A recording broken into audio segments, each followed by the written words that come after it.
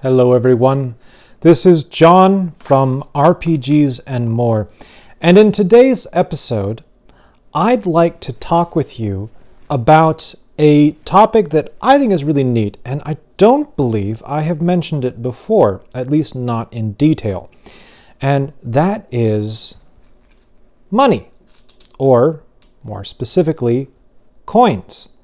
In our role-playing games, those things that our characters love to collect and get, complete bags of holding filled with nothing but thousands upon thousands of gold coins, or silver coins, or electrum, platinum, anything you might imagine, as well as the all-classic copper coin that is very quickly ignored by most adventuring parties in favor of its bigger sibling, the gold piece.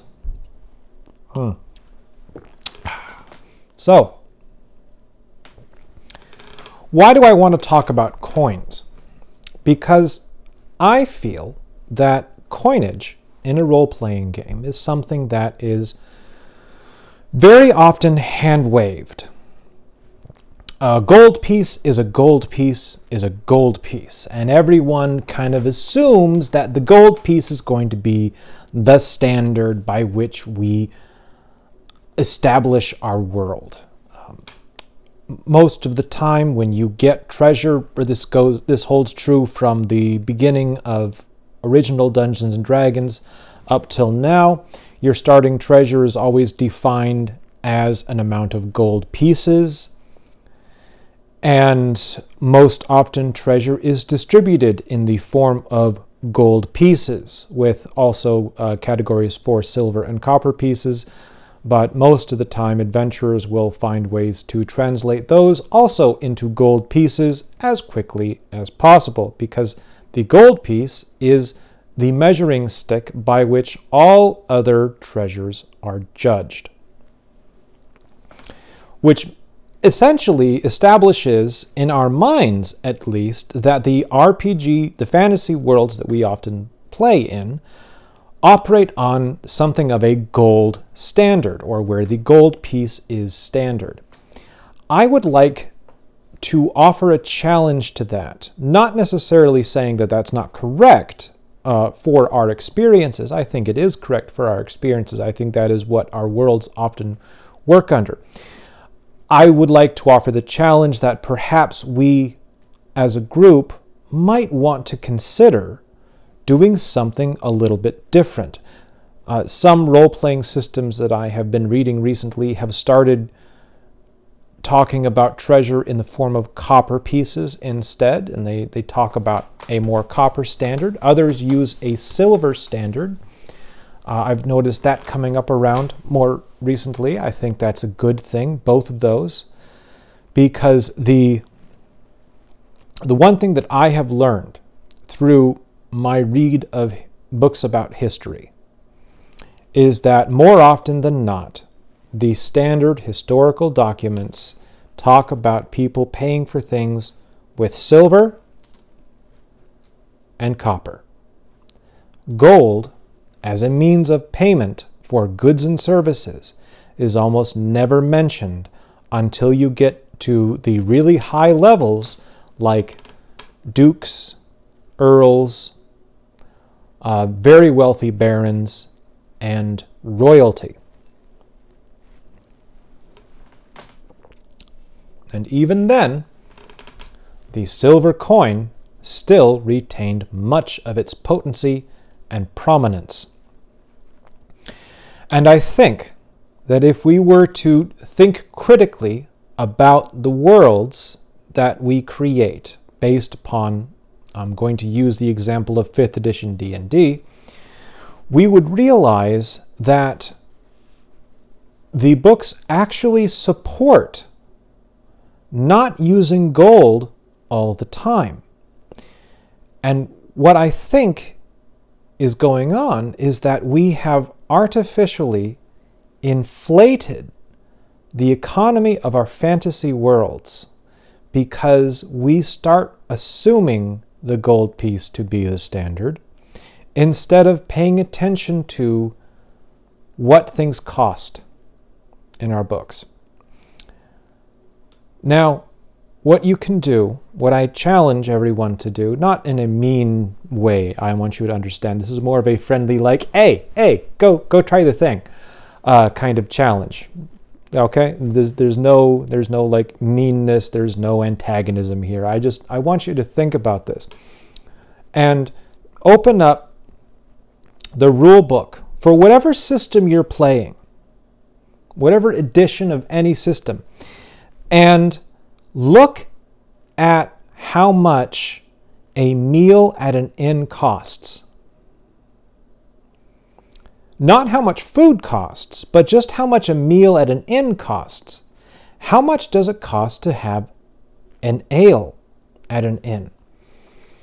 And I want you to take that cost and then imagine that that cost is roughly equivalent to going to a fast food restaurant in our modern day. Because that's what eating at an inn was kind of like. You would go and you would get something at the local inn when you either didn't or couldn't cook for yourself that night. From there, look at the cost of food. Look at how much a wheel of cheese costs. Look at how much a bag of grain costs. And think about what you yourself would do with those ingredients if you were to be cooking in the modern day. Now, this requires you to have at least some basic familiarity with cooking in order to truly appreciate what I'm talking about. So if you don't understand cooking or you're not sure, I would recommend checking out some cooking channels to get an idea of what is involved with some basic recipes. I believe Townsend and Son, I think is the name, is a channel that talks about 18th century life and does a lot of cooking material.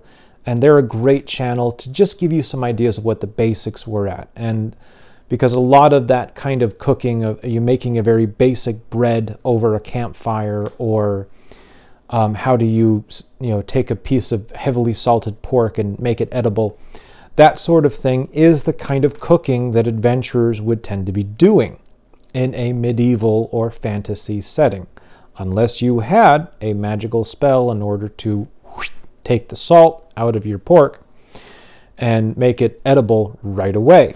And some DMs might allow that, some DMs might not. So, but it's good knowledge to have. The reason why I want to talk about that as where it comes to currency is because that's the rubric that we should use when we start thinking about the average citizen of the role-playing world, whatever that world is. The average person is probably not eating out at an inn every day for every meal. They probably can't afford it.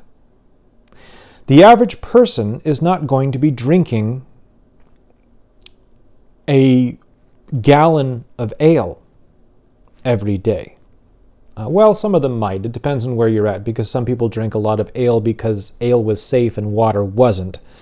So that there's a little wiggle room there, depending on how historically accurate you want to be. But anyway, the point is that when you start looking at those prices, you start realizing that a gold piece is a lot of money, because a gold piece is equivalent to 100 copper pieces. But when basically you're going out to that restaurant and you're buying a meal for a silver coin, 10 copper coins, then that's a significant investment. And suddenly the idea of, I might have only made 1 silver a day at my standard job, if I made that much. Maybe I only made a silver a week. And so suddenly going out and buying those trail rations, well, that's just a bigger investment. And that starts to make a bit more sense as to why people might want to go adventuring. Because if you can go adventuring and come back with a pouch of gold coins, you've made a lot of money. That's a year's wages in one evening if you've managed to survive. And if you manage to come back with more than just one little pouch of coins, then you've done really well. And soon your character could use that money, invest it properly in order to climb the social ladder. So, but let's put this into even more context. The way I like to look at coinage in role-playing games in general is this. I would equate a copper piece to roughly the purchasing power of $1 United States money.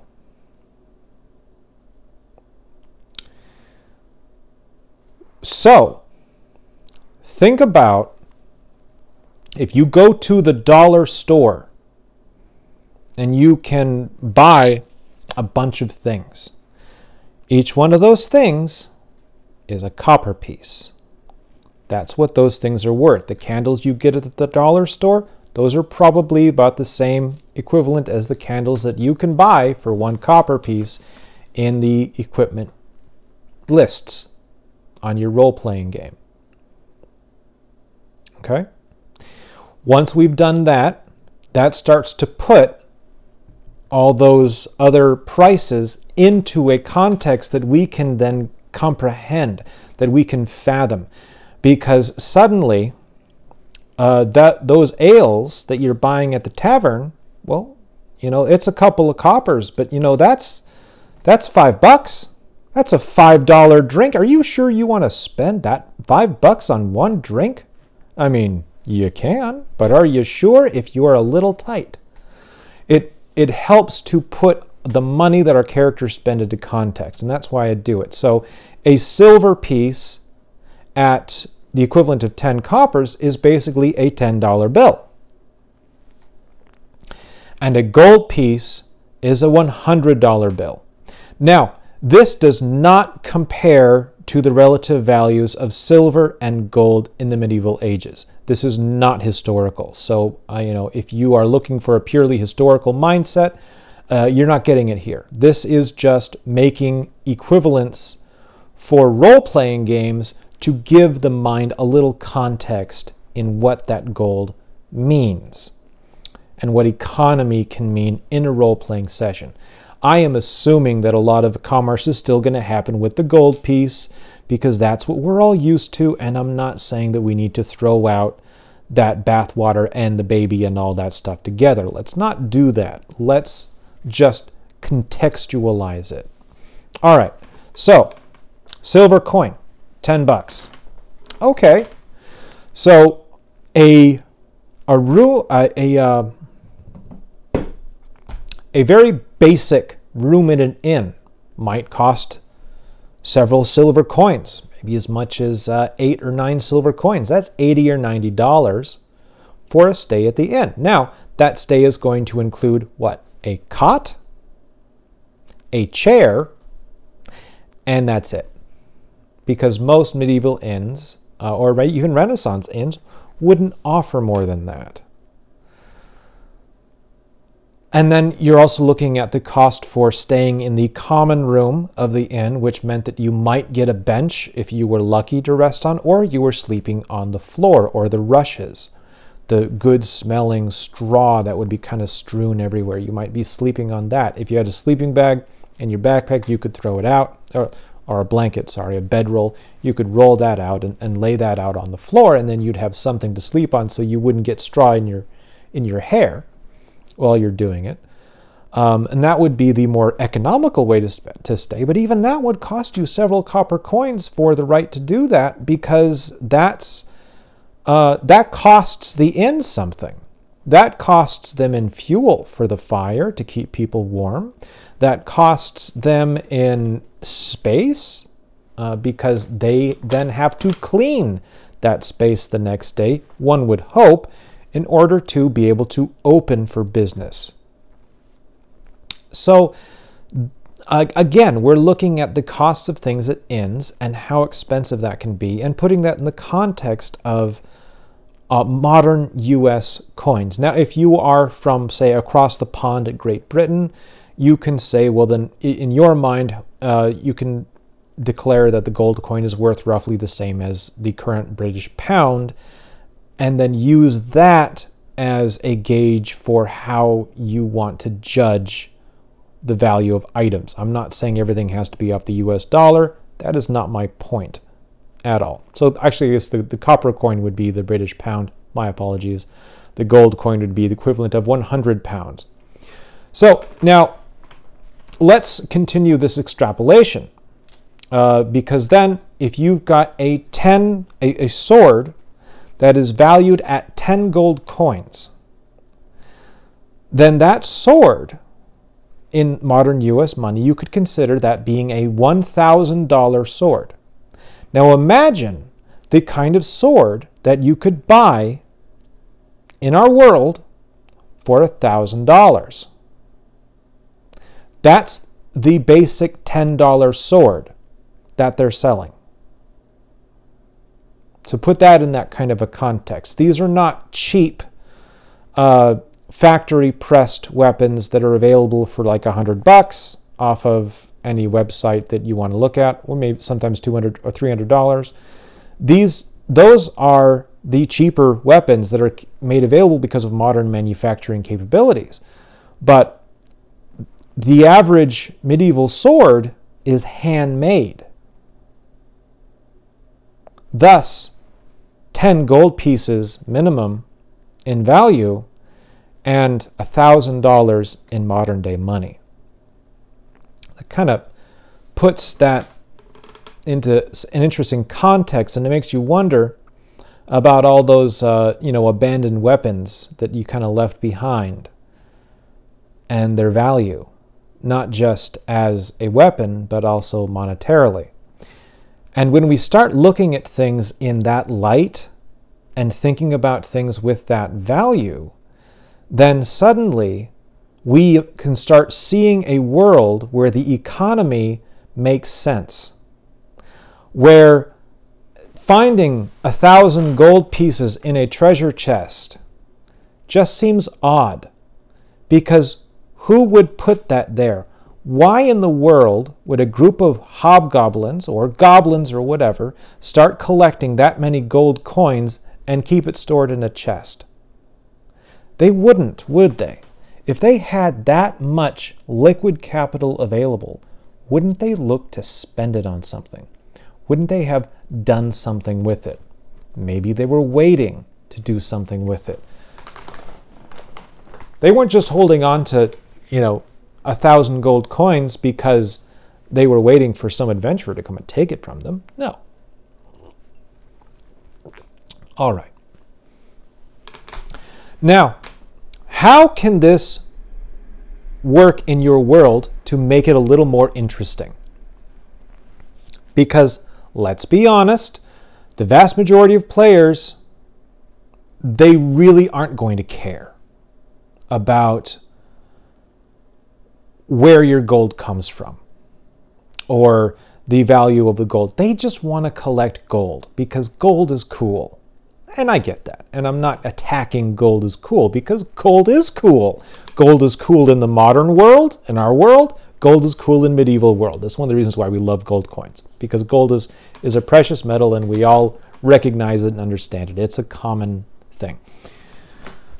Well, some ways that we can make coins interesting is by going into detail in our campaign world about their value, not just in a copper, silver, gold metric where I'm talking about, $1, $10, $100, but we can start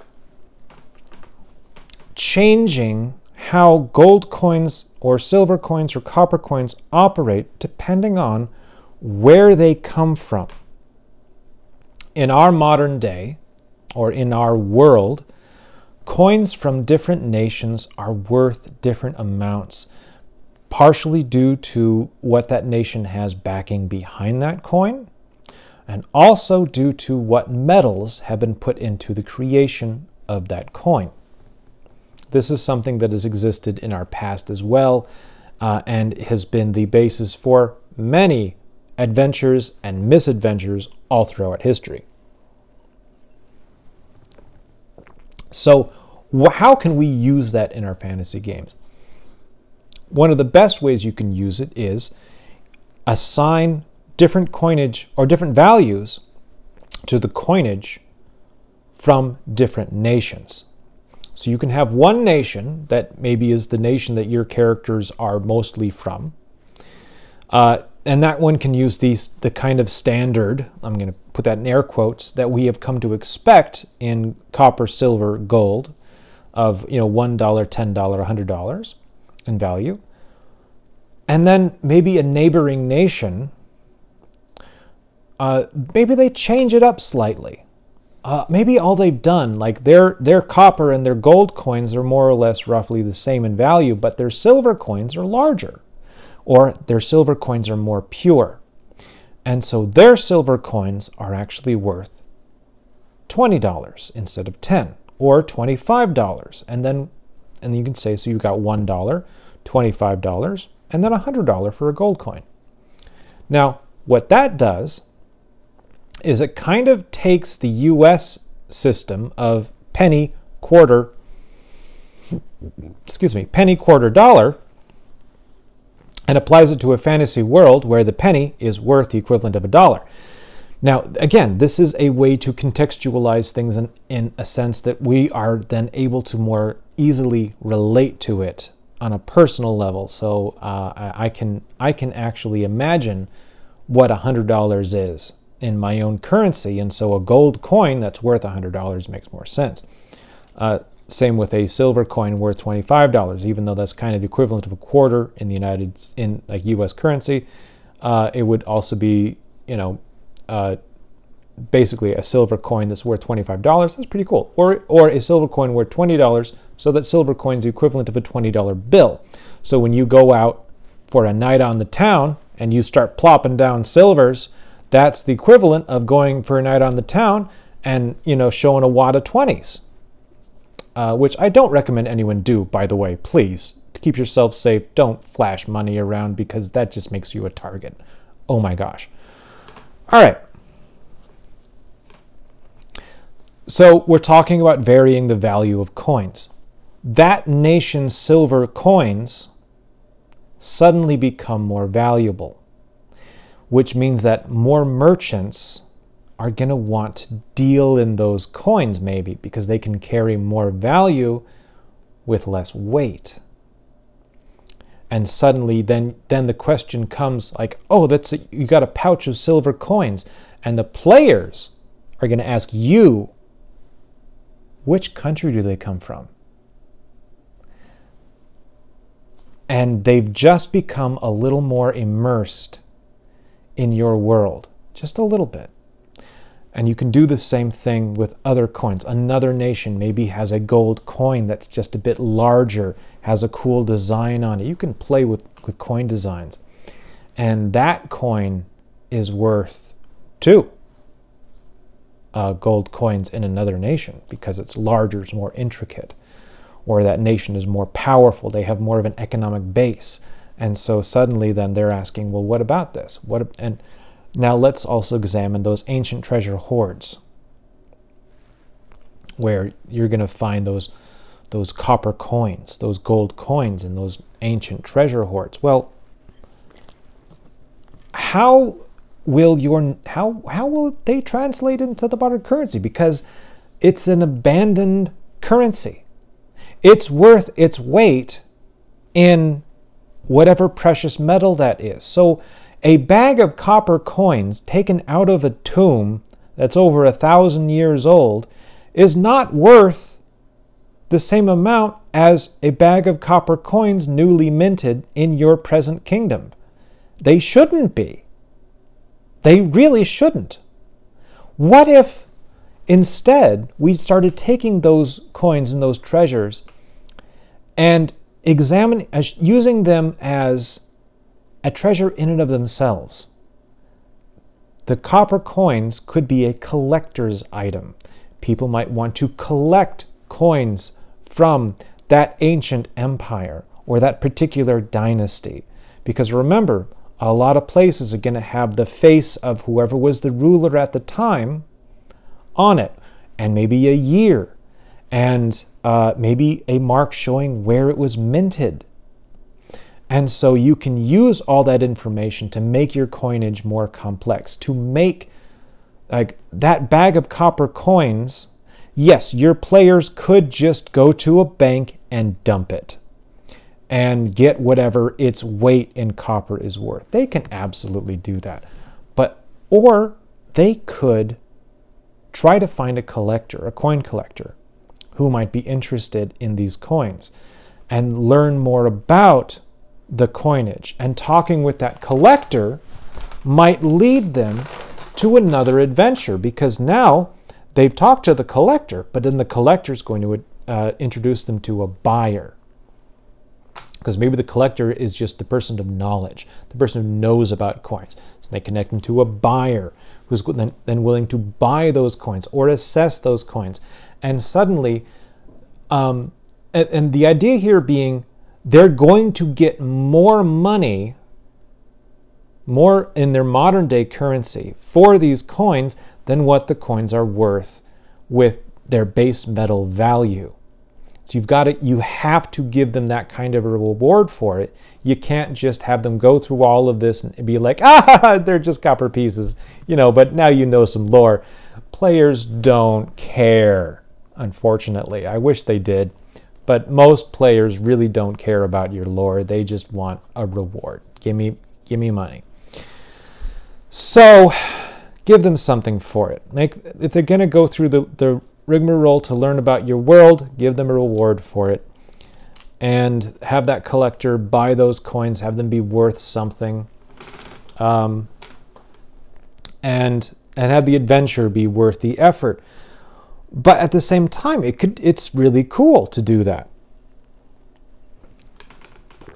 And when you do it that way, you can get away with smaller treasure hoards that are more interesting. Instead of just saying, well, you find X number of gold pieces equivalent of treasure, and they just write down that number and don't even bother itemizing things. You can play that way, and there's nothing wrong with playing that way. I don't like it, but I'm me and you're you, and I think that how your group is playing the game is just fine. I'm just advocating the idea of doing something different. So